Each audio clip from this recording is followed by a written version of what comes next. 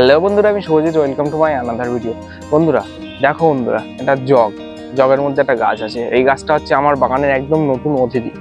বন্ধুরা সবাই তো হচ্ছে ডাঙায় গোলাপ ফুল গাছ করে, মাটিতে করে। আমিও মাটিতে করেছি, কিন্তু জলের মধ্যে। এইটা ফুলটা ফুটেছে, দেখো প্রচুর পাপড়ি আছে। এই ফুলটার নাম হচ্ছে জল গোলাপ।